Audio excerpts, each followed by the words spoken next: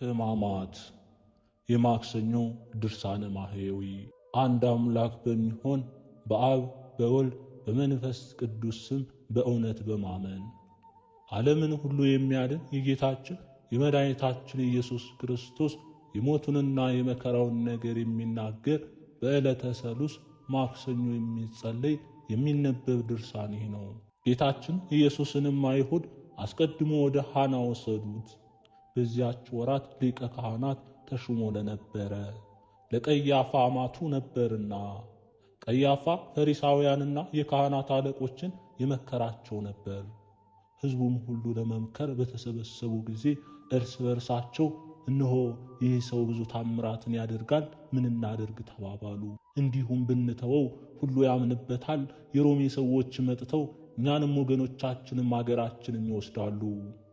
ቀያፋም እናንተስ የምትመክሩትን አታውቁምን? ይህ ሁሉ ሕዝብ ከሚጠፋ አንድ ሰው ብንገድል ይሻላል አላቸው። ይኸውም ያለው ከልቡ አይደለም፣ ስለ ሕዝቡ ሁሉ ይሞት ዘንድ ስላለው ትንቢት ተናገረ እንጂ ስለ ሕዝቡ ብቻ አይደለም፣ የተበተኑ የእግዚአብሔርን ልጆች በአንድነት ሊሰበስባቸው ነው እንጂ። ከዚያች ቀን ጀምረው እስኪሞትባት ዓርብ ቀን ድረስ ጌታችን ኢየሱስን ይገድሉት ዘንድ ተማከሩ። ሲወስዱትም ከተክሉ ቦታ ጀምሮ እስከ ሐና ቤት ድረስ ከምድር ላይ 7 ጊዜ ወደቀ። አይሁድ ግን በመውደቁ አዝነው ከሚያነሱት ይልቅ ከፊትና ከኋላ 340 ጊዜ በእግራቸው ረገጡ። የተሳለ ጦርን መርገጥ እንዲብስባቸው አላወቁምና። አይሁድም የጌታችን ኢየሱስ የአንገቱን ስር ይሙት ብለው በታላቅ አመታት መቱት። ያንዳንዱን ለሞት የሚያበቃ 19 ጊዜ ደበደቡት። ሁሉ ጊዜ ለመግደል ይፈልጉት ነበርና። ጌታችን ኢየሱስም 19 ጊዜ ደብድበውት እንዳልሞተ ባዩ ጊዜ ክንዶቹን 62 ጊዜ መቱት። ስጋዎቹን በሚቆራረጥ በጽኑ እስራትና በጽኑ መመታት ክንዶቹ ፈጽመው ታመሙ። የጌታችን ኢየሱስ ደረቱንም ከተራበ ከተጣጋ ሆዱ ጋር 25 ጊዜ መቱት። መራቡም እውነት ነው። ሰይጣንስ እንኳ የጾሙን ወራት ከፈጸመ በኋላ ፈጽሞ እንደ ተራበ አውቆ ወደ እርሱ ቀረበ። ሲፈታተኑም የእግዚአብሔር ልጅ ከሆንክስ እሊህ ደጋጎች እንጀራ ይሁኑ ብለህ እዘዝ፣ እኔም አንተም ተርበናል አለው። ጌታችን ኢየሱስም መልሶ ሰው የሚያድን በእንጀራ ብቻ እንዳይደለ ተጽፏል፣ ከእግዚአብሔር አንደበት በሚወጣው ቃልም ነው እንጂ በማለት ሰይጣንን ድል ነሳው። መላእክትም ሊያገለግሉት መጡ። ልዩ የሚሆን እግዚአብሔር የማይሸነፍ አሸናፊ ነው እያሉ አመሰገኑት። ዳግመኛም ጌታችን በጎዳና ሲሄድ በተራበ ጊዜ የበለስን ፍሬ ፈለገ፣ ከቅጠል ብቻ በቀር ፍሬ ስላላገኘባት ዘለዓለም ባንቺ ላይ ፍሬ ይገኝብሽ ብሎ ረገማት። ፈጥናም ደረቀች። ደቀ መዛሙርቱም እንደምን ፈጥና ደረቀች ብለው አደነቁ። ሰው በሆነበት ወራት ሁሉ ስለኛ ተራበ። እኛን ከነፍስና ከሥጋ ረሃብ ያድን ዘንድ እርሱ በ5 እንጀራ በ2 ዓሣ 5000 ሰውን በአንድ ዓሣና በ7 እንጀራ ለ4000 ሰው ያጠገበ ሲሆን ስለኛ ተራበ። ወደ ጥንተ ነገራችን እንመለስ። ከተራበ ሆዱ ጋር ደረቱን በመቱት ጊዜ የታመሙትን ሰዎች በትእዛዙ ያዳናቸው የጌታችን ኢየሱስ ልቡ በሰውነት ውስጥ እንደሚቀልጥ ሰም ቀለጠ። ዳግም የ100 አለቃ መጥቶ ማለደው። ጌታዬ ሆይ ራራልኝ፣ ልጄ በጭንቅ ታሞ ከቤት ሕሙማን ተኝቷልና አለው። ጌታችን ኢየሱስም እኔ መጥቻ አድነዋለሁ አለው። ይኸውም ሹም መልሶ ከቤቴ ልትገባ አይገባህም፣ በቃልህ ይዳን ብለህ እዘዝ፣ ልጅም ይድናል እንጂ አለው። እኔም እንጂ ገዥ ነኝ፣ የምገዛቸው ጭፍሮች አሉኝ። ከዚህ ያለው ሂድ ብለው ይሄዳል፣ ሌላውንም ና ብለው ይመጣል፣ ሎሌውንም ይህን አድርግ ብለው ያደርጋል አለው።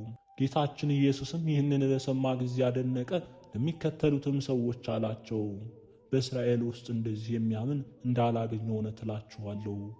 ብዙ ሰዎች በእኔ ስም አምነው ከምሥራቅና ከምዕራብ ይመጣሉ፣ ከአብርሃምና ከይስሐቅ ከያዕቆብ ጋር ለመንግሥተ ሰማያት ይቀመጣሉ።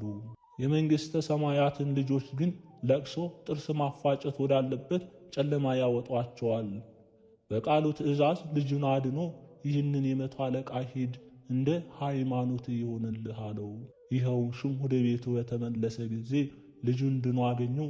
አይሁድ ግን ደረቱን ከሆዱ ጋር በትእዛዝ የሚያድን እሱን ልቡን መቱት። ዳግመኛም የከነዓን ሴት እየጮኸች መጣች። ጌታዬ የዳዊት ልጅ ዘንልኝ፣ ልጄን ክፉ ጋኔን ይዞ አእምሮዋን ያሳጣታልና አለችው።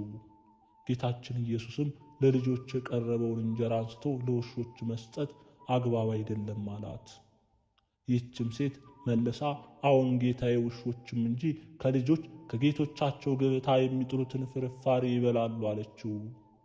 በልቡም ትእዛዝ ከልጅዋ ጋኔን አወጣ። ጌታችን ኢየሱስም ስለ እምነትሽ ያጋኔን ከልጅሽ ወጣኝ ሂጂ አላት። ወደ ቤቷን በተመለሰች ጊዜ ጋኔኑ ከሷ ወጥቶ ልጅቱ ድና ልብሷን ለብሳ ካልጋ ላይ ተቀምጣ አገኘቻት። አይሁድ ግን ደረቱን ከሆዱ ጋር ልቡንም መቱት። በልቦናው ትእዛዝ ለምጽ የያዛቸውን 10 ሰዎች አዳናቸው። ቸር ጌታችን ኢየሱስ ክርስቶስ ከበጎ ሳጥን ልቦናው በጎ ነገርን ያወጣታልና። እንደዚህ የሚራራ ልብ ግን መከራ ተቀበለ፣ እንደ ሰም ቀለጠ። በመረገጥና በመመታት የውስጥ ሕዋሳቱ ሁሉ ታመሙ። ስለዚህም ነገር ተአምርም መታመምም የሱ ናቸው። የትስብእትና የመለኮት ቃሎችም ለአንድ ለክርስቶስ ብቻ ናቸው። አንድ ክርስቶስን ወደ 2 አኗኗር አንለየው። 2 አካል 2 አምሳል ለማለት 2 ፈቃድ 2 ክፍል 2 ሥራ በማለት አንለየው። ከተዋህዶ በኋላ የመለኮትም የትስብእትም አንድ ሥራ ነው እንጂ በአህያዋና በውርንጭላዋ ላይ ተቀምጠው በትሕትና የታዩትን የጌታችን የኢየሱስ ክርስቶስን ጭኖች 80 ጊዜ ይመቱታሉ። የተቀመጠው እንደ አርበኞች በሰረገላና በፈረስ አይደለም። ጌታችን ክርስቶስ ሰውን ማጥፋት አይወድምና። ዮሐንስና ያዕቆብ የሰውነታችሁን መጠን አታውቁምን እንዳላቸው የሰው ልጅ ሰውን ሊያድን እንጂ ሊያጠፋ አልመጣምና።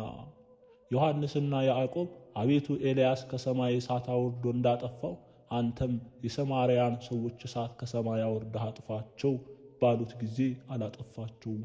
በአህያዋና በውርንጭላዋ ላይ በመቀመጡ ፍቅርና ትሕትናን እንዳመጣ ወራቱም የፍቅር ወራት እንደሆነ ተገለጠ። ከጠላቶቹም ከአይሁድ እጅ እንዳያመልጥ በእነሱም እጅ እንዲሞት ተረዳ። ዮርዳኖስ የፈራችው የጌታችን ኢየሱስን እግሮች 47 ጊዜ የመቷቸውም አሉ። ዮርዳኖስም የጌታችን እግሮች ከዳርቻው በደረሱ ጊዜ 40 ክንድ ያህል ወደ ኋላው ተመልሰው ሸሸ። እሳታውያን ከሚሆኑ እግሮቹ የተነሳ ዮርዳኖስ በእሳት እንዳፈሉት የፈላ ውሃ ሆነ። ኃያላን በሚሆኑ እግሮች ከላይ ነቁ። አንድ የነበረ ዮርዳኖስ ከታች ከ2 ተከፈለ። በጌታችን በኢየሱስ እግሮች ስር አንበሪዎችና አሶች ሰገዱለት። ጠላት ዲያብሎስ ጽፎ በዮርዳኖስ ያኖረውን የአዳምንና የሔዋን የዕዳቸውን ደብዳቤ በእግሮቹ አጠፋላቸው። ጌታችን ኢየሱስ በዮሐንስ እጅ በዮርዳኖስ የተጠመቀ በዚህ ምክንያት ነውና። ጌታችን ኢየሱስም በዮርዳኖስ ወንዝ ያጠምቀው ዘንድ ከገሊላ ወደ ዮሐንስ ሄደ ብሎ ወንጌል እንደተናገረ፣ ዮሐንስም እኔ ካንተ እጠመቅ ዘንድ እወዳለሁ እንጂ አንተ ወደ እኔ ትመጣለህን ብሎ አይሆንም አለው። ጌታችን ኢየሱስም መልሶ አንድ ጊዜ ስተው ይህ ለኛ ተድላ ነውና አለው። እውነትም ነገር ትንቢተ ነቢያትን እንፈጽም ዘንድ ይገባናል። ከዚህ በኋላ ተወው። ዮሐንስም ጌታችን ኢየሱስን ክቡር ምስጉን የምትሆን ብርሃንን የምትገልጽ የእግዚአብሔር ልጅ ሆይ ይቅር በለኝ እያለ አጠመቀው።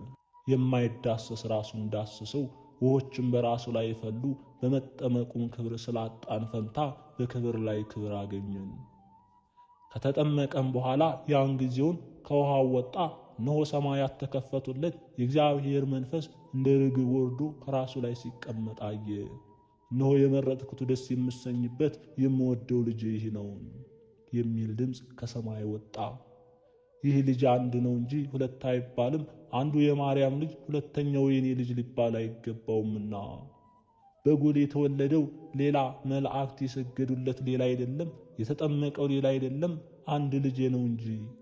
እግሮቹንና ሕዋሳቶቹ ሁሉ የደበደቡት ጠላቶቹ ግን ከእግሩ በታች መሆን አለባቸው።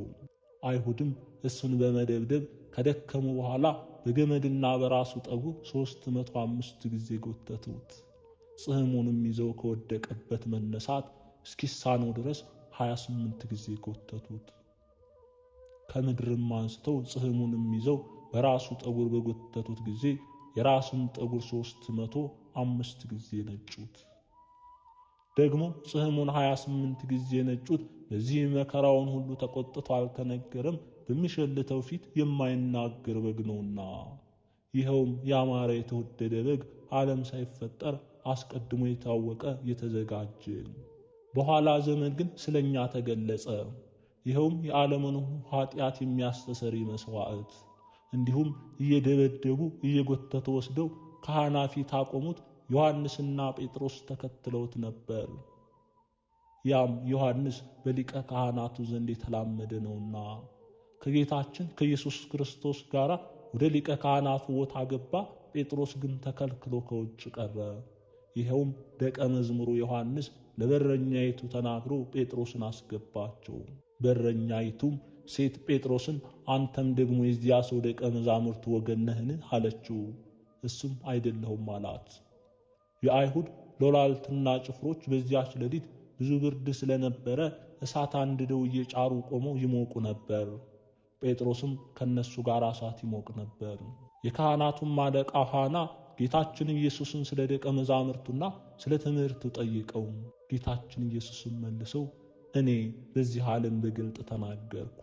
አይሁድ ዘወትር በሚሰበሰቡበት በቤተ መቅደስና በምኩራብ ያስተማርኩ በግልጥ ተናገርኩ። በስውር የተናገርኩት አንድስ እንኳን የለም። ይህንንም በተናገረ ጊዜ ከዚያ ቆሞ የነበረው ከሎላልቱ አንዱ ለካህናቱ አለቃ እንደዚህ ብለህ ትመልስለታለህን? ብሎ ጌታችን ኢየሱስን በጥፊ መታው። ጌታችን ኢየሱስም መልሶ ክፉ ተናግሬ እንደሆነ ስለ ክፋት ይመስክርብኝ፣ በጎ ተናግሬ እንደሆነ ግን በዳኛ ፊት ለምን ትመታኛለህ? አለው። ይህንንም የተናገረ በሥጋዊ አንደበቱ ብቻ አይደለም፣ ከሥጋ ጋር የተዋሃደ ቃል ለምን ትመታኛለህ አለ እንጂ። በጥፊ ስለመመታቱ ባህር ተንቀጠቀጠች፣ ፈሳሽም ውሃ እንደ ኋላ ሸሸ። ሕያው ባህር የሚሆን አምላክ ልጅ የፊቱን መመታትን አይታለችና። ሐናም ጌታችን ኢየሱስን እንደታሰረ ወደ ካህናቱ አለቃ ወደ ቀያፋ ሰደደው። ጴጥሮስም እስከ ካህናቱ አለቃ ቦታ መድረስ ከሩቅ ተከትለው የነገሩን መጨረሻ ያይ ዘንድ ወደ ውስጥ ገባ። ካህናቱና የካህናቱ አለቆች ሕዝቡም ሁሉ ግን የጌታችን ኢየሱስን ይገድሉት ዘንድ የሐሰት ምስክር ይፈልጉ ጀመር። ነገር ግን አላገኙም። ከዚህ በኋላ ብዙ የሐሰት ምስክሮች ወጡ። ደክሞም ክፉ ነገር አላገኙበትም። ደግሞም ሁለት ሰዎች መጥተው ይህን የእግዚአብሔርን ቤተ መቅደስ አፍርሼ በሦስተኛው ቀን እሠራዋለሁ ያለው ነው። ይህንንም አሉ። ማርቆስም ጌታችን ኢየሱስን ጸሐፊዎችና ካህናቱ የካህናት አለቆች ወደ ተሰበሰቡበት ወደ ካህናት አለቃ ቦታ ወሰዱት ብሎ ተናግሯል። ጴጥሮስም እስከ ካህናቱ አለቃ ቦታ ድረስ ርቆ ተከተለው። ጴጥሮስም ከሎላልቶቻቸው ጋር በብርሃን በኩል ተቀምጦ እሳት ይሞቅ ነበር። የካህናት አለቆችና ሕዝቡ ሁሉ ጌታችን ኢየሱስን ይገድሉት ዘንድ የሐሰት ምስክርን ይፈልጉ ነበር። ነገር ግን አላገኙም። በሐሰት የሚመሰክሩበት ብዙ ሰዎች ነበሩ። ምስክርነታቸውንም አልተስማማም። ሌሎች የሐሰት ምስክሮች ተነስተው እንዲህ ብለው ተናገሩ። ይህ እጅ የሠራው መቅደስ አፍርሼ በሦስተኛው ቀን ሌላ በእጅ ያልተሠራ እሠራለሁ ሲል እኛ ሰማኑ ብለው ተናገሩ። ከዚህ ጋር ምስክርነታቸው አልተስማማም። የካህናቱም አለቃ ከአደባባይ መካከል ተነስቶ ይህንን ያህል ሲያሳጡ አንድስ እንኳ አትመልስምን? ብሎ ጌታችን ኢየሱስን ጠየቀው። ጌታችን ኢየሱስ ግን ዝም አለ፣ ምንም አልመለሰም። ደግሞም የካህናቱ አለቃ የብሩክ ልጅ ክርስቶስ አንተ ነህን? ብሎ ጠየቀው። እውነትም የእግዚአብሔር ልጅ ክርስቶስ አንተ እንደሆንክ ትነግረኝ ዘንድ በሕያው እግዚአብሔር እማጸንሃለሁ አለው። ጌታችን ኢየሱስም መልሶ እኔ ክርስቶስ እንደሆንኩ አንተ ትላለህ አለው። እነሆ የሰው ልጅን በሰማይ ደመና ተቀምጦ ኃይል ባለው ሥልጣን ሲመጣ ታዩታላችሁ። የካህናቱም አለቃ ልብሱን ቀደደና እንዲህ አለ፣ እነሆ ስድቡን ሰማችሁ፣ ለምን ምስክር ትፈልጋላችሁ? እንግዲህ ምን ትላላችሁ? አላቸው። ሁሉም ሞት ይገባዋል ብለው ፈረዱበት። አይሁድም ከሰው ልጅ ይልቅ ደም ግባቱ በሚያምር በጌታችን በኢየሱስ ፊት ላይ ምራቅ ያበዛላቸው ዘንድ በአፋቸው ውሃ እየጨመሩ ምራቃቸውን 73 ጊዜ ተፉበት። ፊቴን አይቶ የሚድን የለም ብሎ በተናገረ በጌታችን ፊት ላይ ተፉበት። እሱ ግን ምራቃቸውን ተጸይፎ ፊቱን አልመለሰም። ጌታችን ኢየሱስም የሚያስጸይፍ ምራቅን በፊቱ ላይ በመቀበሉ በኃጢአት የተቋቆረና የኃጢአት ቅባት የተቀባ ፊታችን ደስ በሚያሰኝ ቅባቱ ብሩህ አደረገው። ራሱንም በበትር መቱት፣ ጉንጮቹንም 120 ጊዜ በጥፊ መቱት። በጥፊና በበትር ከመመታቱ ብዛት የተነሳ ራሱንም በበትር መቱት፣ ጉንጮቹ 120 ጊዜ በጥፊ መቱት። በጥፊና በበትር ከመመታቱ ብዛት የተነሳ ራሱም ጉንጮቹም ቆሰሉ። በራሱም ላይ ያሉ ቁስሎች ታላላቆች 72 ያህል ናቸው። ዓይኖቹም አፍንጮቹም የደም ምንጭ ሆኑ። የያዙትም ሰዎች በጌታችን ኢየሱስ ክርስቶስ ይዘባበቱበት ጀመር። ፊቱን በጨርቅ ቅዳጅ ሸፍነው እየደበደቡ ክርስቶስ የመታህ ማን ነው? ተናገር ይሉት ነበር። ሌላም ብዙ ስድብ ይሰድቡት ነበር።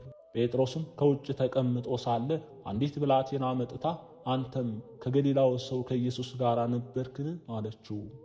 ይህንን የምትይውን ሰውን ያላውቅም ብሎ በሕዝቡ ፊት ካደ። ወደ ደጅ ወጥቶ ሳለ ሌላይቱ ብላቴና አገኘችው። ከዚያም ለቆሙ ሰዎች ይህም ከናዝሬቱ ሰው ከኢየሱስ ጋር ነበር ብላ ነገረቻቸው። ይህን ሰው አላውቀውም ብሎ እየማለ ካደ። ጥቂት ቆይቶም ሳለ ከዚያ የቆሙ ሰዎች መጥተው ጴጥሮስን አንተም እውነት የሱ ወገን ነህን? በነገርህም ትታወቃለህ አሉት። ከዚህ በኋላ ይህን ሰው አላውቀውም ብሎ ራሱን እየረገመ ማለ። ሁለተኛም ዶሮ ሳይጮህ ጌታችን ኢየሱስ ክርስቶስም ተመልሶ ጴጥሮስን አየው። ጴጥሮስም ዶሮ ሳይጮህ 3 ጊዜ ትክደኛለህ ብሎ ጌታችን ኢየሱስ የተናገረውን ቃል አስቦ ሄዶ ያለቅስ ጀመር። ጌታችን ኢየሱስም የጴጥሮስን የመጸጸቱን ለቅሶ ተቀብሎ 30ውን አንድ እያለ 3 ጊዜ ይቅር አለው። የመንግሥተ ሰማያትንም መክፈቻዎች ሰጠው። ጌታችን ኢየሱስ ክርስቶስ ቸር ይቅር ባይ ነውና። ጌቶቼ አብ መንፈስ ቅዱስ ሆይ አደራ እላችኋለሁ።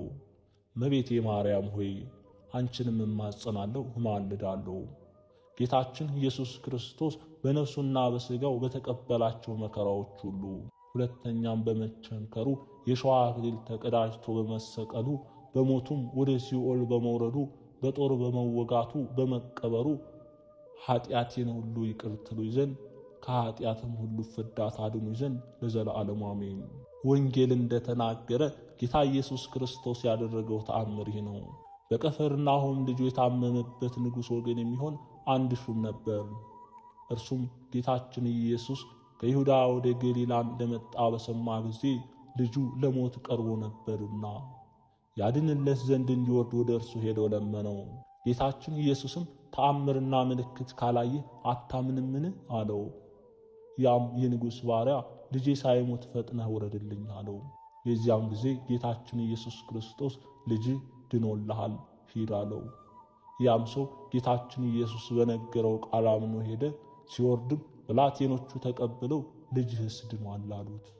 አይሁድ ግን አዳኝ ክርስቶስን ደረቱን ልቡን ከሆዱ ጋር አመጡት። የመሴፋ ሰው ከሚሆን ከሳሙኤል ዘመን ጀምሮ የናቁ አይሁድ በራስህ ጠጉርና በገመድ እየሳቡ ከሐና ወደ ቀያፋ የወሰዱ አልፋ ሆይ ለዘለፋ መጥቶ ለተስፋ በቆመ ጊዜ መስቀልህ ተስፋ ይሁነኝ እንጂ ዘለፋ ይሁንብኝ።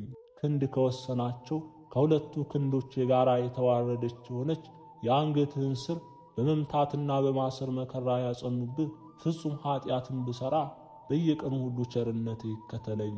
ሆድ ቸርነትን የተመላው ደረትህም ሰውን የሚያጸና ነው።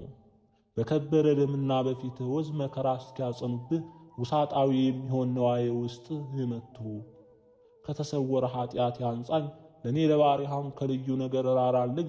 እንደ በደለኛ አይሁድ በመቱ ጊዜ ያለ ቁጣ የጭኖች ብትርን የታገስ የሽፍቶችን መስቀል የተሸከመ ከበደል የተራቆተ ክርስቶስ ሆይ አቤቱ የቀይ እባብ ሰራዊቶች እንዳይመጡብኝ በኃይልህ እግራቸውን እንደ እባብ እግር አድርግ። ድብደባን ካበዙብህ በኋላ አይሁድ በተክል ቦታ ውስጥ 36 ጊዜ 2 እግሮችን የመቱ በቀኝና በግራ አረፍትን ሰርተ በእሳታዊ ባህር መካከል ጎዳናን ስጠኝ። በሥጋው ጥቁር ከሆነ ከብዝህ ተራስ ጠጉር ጋር ግሩም የሆነ የፊትህ ምንጽህም የነጩ በተቀበልከው መከራ የበሽተኞችን ሕይወት ክርስቶስ ሆይ በጣፈጠ በጎንህ ደም ነፍሴን አሳድር፣ ነፍሴ በደም ታድራለችና። ግፍን የማይፈሩ አይሁድ ረግጠው 7 ጊዜ በጎዳና መካከል የጣሉ ሊቀ ካህናት በውጭ በጎ በተናገርከው ጊዜ በነገርህ እንዴት ተቆጣ? ማልኩስስ ፊትህን እንዴት ጸፋ? በፈንታው ወደ ተሾመ ወደ አማቹ ቀያፋና በሐና ትእዛዝ ዳግመኛ የወሰዱ መለኮት በሥጋ ለምን ታመመ? መለኮትስ በመቃብር ውስጥ ለምን ተኛ? ዓለም አንተን ምንም በከንቱ ባልወርስ። ከጠጉርህ እጅግ የበዙ ጠላቶች በግፍ በሕይወት የሞት ፍርድን የፈረዱብህ በሰው መከራ የተፈተነ ክርስቶስ ሆይ ክረምትን ባገባህ ጊዜ በጋንም በጊዜው ባመጣኸው ጊዜ በምህረት ጠብቀኝ። ፊትህን ለመመታት የሰጠ ከአፍረት ምራቅን ፊትህን ያልመለሰ ተማሪዎች በመከራ ጊዜ ጥለው የሸሹ ክርስቶስ ሆይ በጭቃ የተሰራ ቤትን ሌቦች እንዳይቆፍሩት በመስቀልህ ጠብቀው። ጠላቶች በጣታቸው ዓይንህን የሸፈኑ በብትር መትተው ያቆሰሉ ዳግመኛም በግዞት ቤት እጅና እግር የታሰረ ቸር ፈጣሪ በለመለመች አገርና በአማረች ምድር ነፍሴን አሳርፋት። ጌታዬ ኢየሱስ ክርስቶስ ሆይ ኃጢአቴን አስተስርልኝ። አሜን። የልዑል እግዚአብሔር ቤተሰቦች ከዚህ በመቀጠል የቤተ ክርስቲያናችን በየዕለቱ ከሚነበበው ግብረ ሕማማት እናሰማለን። የነቢዩ ዘካርያስ ትንቢት በረከቱ ከኛ ጋር ለዘላለም ትኖር። ዳርዮስ በነገሰ በሁለተኛው ዘመን በ8ኛው ወር በኅዳር እግዚአብሔር ቃል ወደ በራክዩ ልጅ ወደ ነቢዩ ዘካርያስ እንዲህ ሲል መጣ። እግዚአብሔር በአባቶቻችሁ ላይ ጽኑ ቁጣ ተቆጣ። ሁሉን የሚገዛ እግዚአብሔር እንዲህ አለ፣ እናንተ በንስሐ ወደ እኔ ተመለሱ፣ እኔም በይቅርታዬ ወደ እናንተ እመለሳለሁ። ሁሉን የሚገዛ እግዚአብሔር እንዲህ አለ፣ ከክፉ ሥራችሁም ከክፉ ምግባራችሁም ተመለሱ፣ እኔንም መስማት እምቢ አሉ ብለው ቀድሞ የነበሩ ነቢያት እንደመከሯቸው ሁሉን የሚገዛ እግዚአብሔር እንደ አባቶቻችሁ አትሁኑ አለ። ነቢያቶቻችሁና አባቶቻችሁ የታሉ? ዛሬ ካሉ እስኪዩ። ሁሉን የሚገዛ እግዚአብሔር እንደ ሥራችን እንደ በደላችን መጠን ያደርገው ዘንድ እንደተናገረው ያድርግ ብለው የመለሱላቸው አባቶቻችሁን ላገኟችሁ ለአገልጋዮቼ ለቀደሙ ነቢያት በቃሌ ያዘዝሁትን ሕጌንና ቃሌንም ሁሉ ተቀበሉ አለ። በየሀገሩ በየመንደሩ እየሄደ በኢየሩሳሌም እየተመላለሰ ክርስቶስ ያስተምር ነበር። አንድ ሰውም አቤቱ የሚድኑ ጥቂቶች ናቸውን አለው። እርሱ ግን እንዲህ አላቸው፣ ወደ ጠባቡ በር ትገቡ ዘንድ በርቱ። ሊገቡ የሚሹ የማይቻላቸው ብዙዎች እንደሆኑ ነግራቸዋለሁ። ባለቤት ተነስቶ በሩን ይዘጋልና ያን ጊዜ ከበሩ ቆሞ አቤቱ አቤቱ ክፈትልን እያሉ መዝጊያ ሊመቱ ይጀምራሉ። መልሶም ከወዴት እንደሆናችሁ አላውቃችሁም ይላቸዋል። ከዚህ በኋላ በፊትህ በልተን ጠጥተን አልነበረምን? በአደባባያችንስ አስተምረህን አልነበረምን? ሊሉት ይጀምራሉ። እርሱም እንዲህ ይላቸዋል፣ እናንተ ከወዴት እንደሆናችሁ አላውቃችሁምና አመፅን የምታደርጉ ሁላችሁ ከኔ ራቁ፣ ጥርስ ማፏጨትና ልቅሶ ወዳለበት ሂዱ እላችኋለሁ። አብርሃምን ይስሐቅንና ያዕቆብን ነቢያትን ሁሉ በእግዚአብሔር መንግሥት ባያቸው ጊዜ እናንተን ግን ወደ ውጭ አወጧቸዋል። ከምሥራቅ ከምዕራብ ከሰሜንና ከደቡብ መጥተው በእግዚአብሔር መንግሥት ደስ ይሰኛሉ። ኋለኞች ፊተኞች፣ ፊተኞች ኋለኞች ይሆናሉ። ብልሆችና አዋቂዎች ሆይ እግዚአብሔር አለኝታ ያስደረገልንን ተስፋችንን ወደ ማሰብ ተመልክታችሁ ወቁ። እውነት በሚናገር አንደበቱም ቃሌን የሚጠብቅ ለዘላለም ሞትን አይቀምሰውም የሚለውን ቃሉን ወቁ። በመጠንቀቅ ትምህርቱን ሰምተን ሕጉን እንጠብቅ። በኃጢአት ሞት እንዳንሞት በፍጹም ትሩፋት የምናገለግለው እንሆን። መለኮቱንም ለመሳደብ አንድፈር። አመፀኞች አይሁድ ደፍረው አሁን ጋኔን እንዳለብህ አውቀን አብርሃም ሞቷል፣ ነቢያትም ሞቷል፣ አንተ ቃሌን የሚጠብቅ አይሞትም ብለሃል። አንተ ከእነርሳቸው ትበልጣለህን አሉ። በውስጣቸው ያደረገውን ድንቆች የሆኑ ተአምራቶችን ረሱ። ልጆችን ወልጄ አሳደግሁ እነርሱ ከዱኝ የሚለው በኢሳይያስ መጽሐፍ የተጻፈው በእነርሱ ላይ ተፈጸመ። መድኃኒታችን ክርስቶስ ሰው ሆነ፣ መከራ ተቀበለ፣ በመከራውም እኛን አዳነን።